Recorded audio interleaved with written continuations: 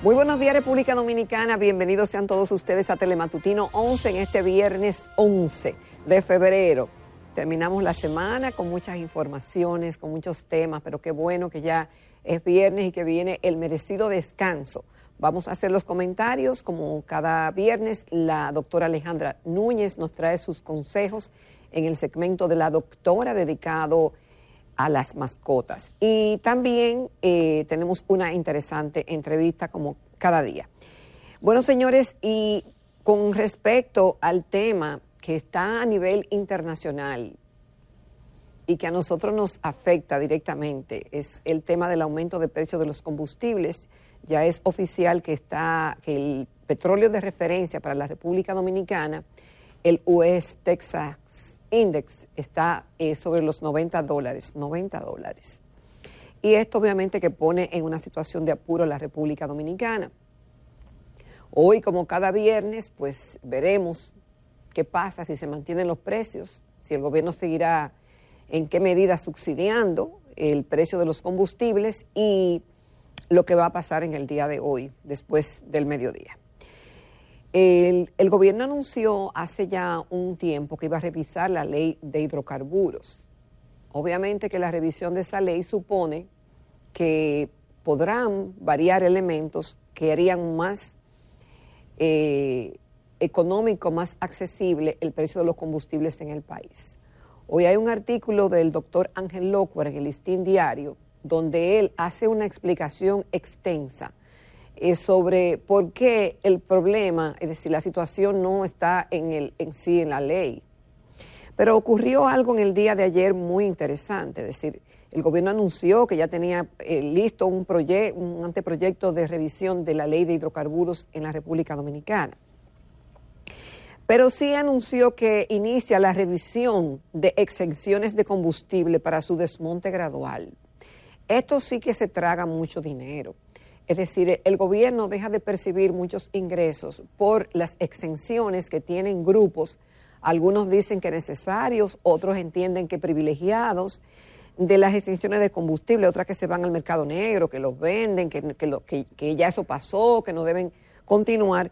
Lo cierto es que el gobierno anunció que comenzará, esto yo quiero verlo, el desmonte de las exenciones fiscales de combustible que reciben las empresas generadoras de electricidad establecidas en sistemas aislados para consumos propios no interconectados hasta la eliminación completa de ese privilegio. Suponemos que el gobierno habrá hecho una revisión completa sobre la pertinencia o no de esta medida, que obviamente tendrá muchas implicaciones y ya comenzaremos a oír más temprano que tarde las críticas, las quejas de ese sector que se ha privilegiado y las justificaciones de por qué será necesario o no mantener esas exenciones para esos generadores aislados que no están en el sistema interconectado.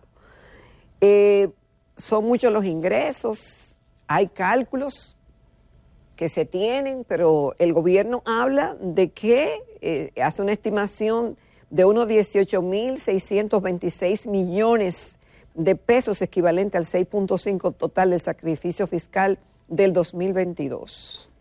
Habrá que ver, en definitiva, cuáles serían los beneficios, obviamente que deberá haberlo, en ese sentido, para el tema de las recaudaciones del gobierno. Muchos dirán que no, que si los sectores que reciben, que se han beneficiado de esas exenciones todavía lo necesitan. Hay un listado, dicen que le notificó ya a 8. El tema no es notificarlo, de anunciarlo a hacerlo. Hay una distancia grande. Y sabemos el cabildeo y la influencia que tiene el empresariado, que es el que se beneficia de estas exenciones. Entonces, las empresas impactadas, vamos a ver el listado. Además de la generadora de Corporación Energética Turística de Juanillo, Capcana Caribe, reciben exenciones el Consorcio Energético Punta Cana Macao, la Corporación Turística de Servicios Punta Cana, Costa Sur Dominicana, Casa de Campo, Generadora Eléctrica de Samaná, Compañía de Electricidad de Valladolid, Cementos Cibao y la Corporación Dominicana de Empresas Eléctricas Estatales Alto Bandera, Y bueno, ahí siguen dando detalles. Vamos a ver qué pasa. Pero yo sé que este tema, sabemos todo que va a impactar y que va a generar muchas discusiones. Este tema de los combustibles, el precio, no solamente impacta el pasaje, sino que dispara todos los presupuestos personales de las personas y de las empresas. Y será un reto para el gobierno hacer un manejo saludable, transparente, adecuado de este tema y que la gente lo entienda. Y por otro lado, señores, ya estamos hablando candentemente sobre proyectos de reforma constitucional. Los temas, el tema de la justicia, del procurador, han iniciado 6 mesas de trabajo en el Consejo Económico y Social, la ley electoral, se habla de la unificación de las elecciones, de la independencia del Ministerio Público y de la Justicia, los plazos en que deben ser escogidos los integrantes del Tribunal Constitucional, de la Junta Central Electoral, Tribunal Superior Electoral, la composición del Consejo Nacional de la Magistratura. La agenda es ambiciosa. La oposición desde ya, es decir, el PRM, el PRD, cuestionan esa reforma, pero yo quiero destacar algo. Dentro de todo lo que se ha hablado, ¿verdad? Este país está lleno de necesidades, es cierto, ha habido una irresponsabilidad de los actores políticos de no hacerle frente y de resolver cuestiones puntuales de la justicia, de la seguridad social, de la ley de compras, de qué más, de muchísimas otras leyes pendientes de reformas, de actualización en la República Dominicana. Finjus hace un llamado y pide a la Cámara Alta a que se concentre en las leyes que tienen que ver sobre seguridad, institucionalidad y el sistema de justicia. Es bueno que esto se haga.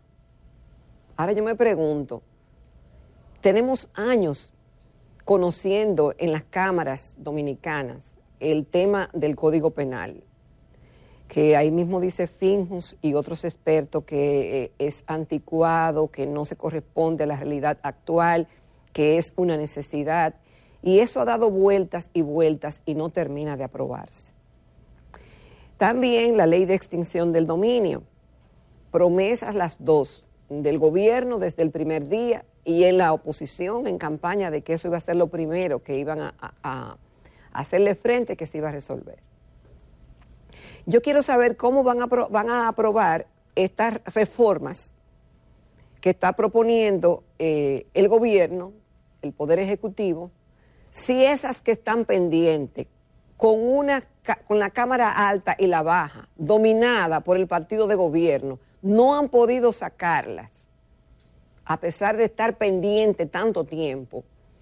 ¿Ustedes creen realmente que pueden darle para adelante a estas leyes, a menos que haya una dirección expresa del Poder Ejecutivo y que sí, que se aprueben esas modificaciones? Es decir, en serio, yo pienso que lo que está pendiente debe resolverse y darle al país la muestra de que hay un compromiso con el país y con adelantar como nación, entonces para después seguir la agenda. Que dicho sea de paso, me llama la atención el tema de que el gobierno insiste en que el Ministerio Público debe ser independiente. Pero, ¿y este Ministerio Público, con la ley que tenemos, con lo que tenemos, con los defectos y con las virtudes, no es un Ministerio Público independiente? Porque cuando el gobierno dice que el Ministerio Público debe ser independiente y debe tener independencia, entonces parecería que el gobierno entiende que todavía no lo es. ¿O sí?